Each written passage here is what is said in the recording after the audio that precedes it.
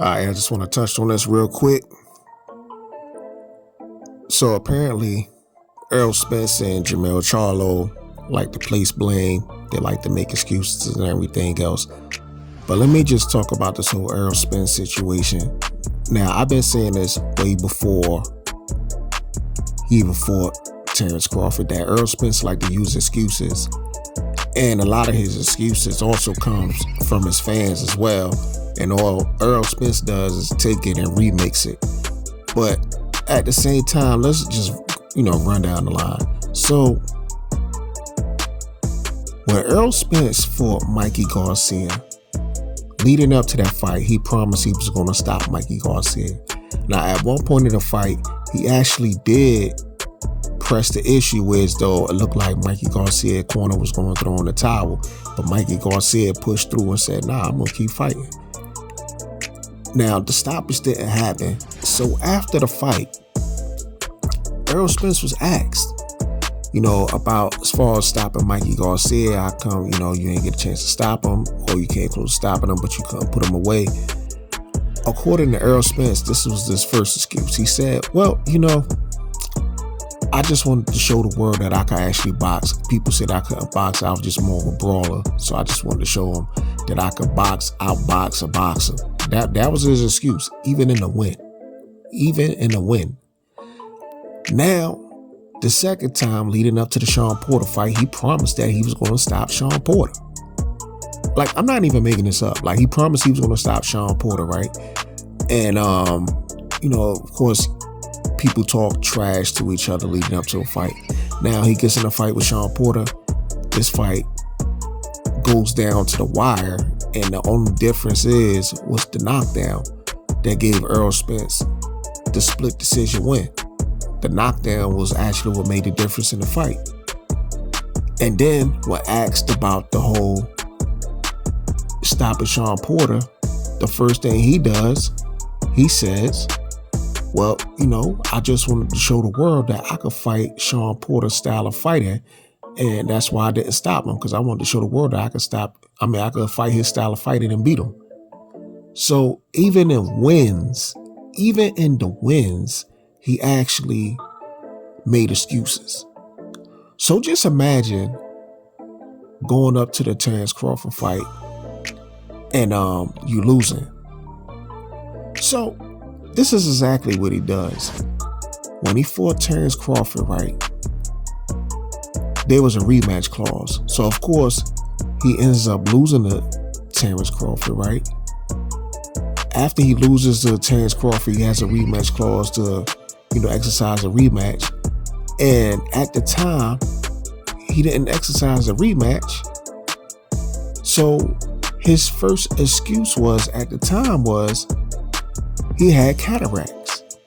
And that was the reason why he lost. Because of the cataracts, he had to get cataract surgery.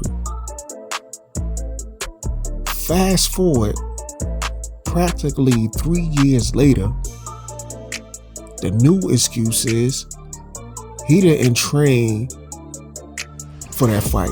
That training camp was bullshit. It was trash. It was everything else except for, he didn't get the proper spar, or he didn't spar. Like, they just make excuses. They keep moving the goalposts and make excuses every time. And the funny thing about it is, I'm just not surprised at these situations when it comes to excuses.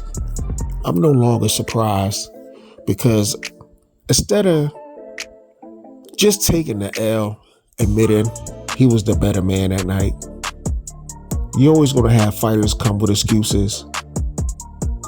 They just can't admit it. And it looks bad.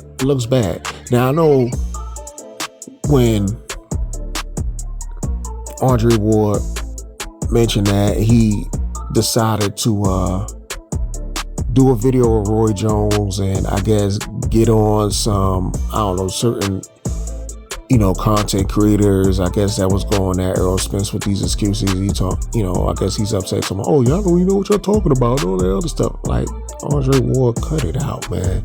Cut it out. That man was making excuses. in the back of your mind, which is the reason why you said you didn't press the issue. You ain't want to go into detail. So you cannot get mad when people, make videos going in on Errol Spence for these damn excuses, especially the excuse against Terrence Crawford. I mean, just imagine leading up to your biggest fight in your career, you decide to not have sparring, but then you blame it on a rib injury. If you had a rib injury leading up to the biggest fight in your career, why not postpone the fight? If the rib injury was that bad, why not postpone the fight? I mean, you just can't make this crap up. They just be fit. I swear to God, man.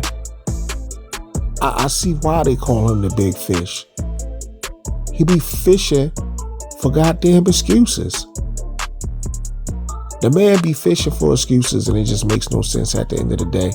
But yeah, that's all I want to touch on when it comes to this situation. Now, when it comes to Jermell Charlo, he's kind of similar. Oh, well, Derek James wasn't there, and so I trained my primary coaches, such and such and such. Well, Jermell, you still lost the fight.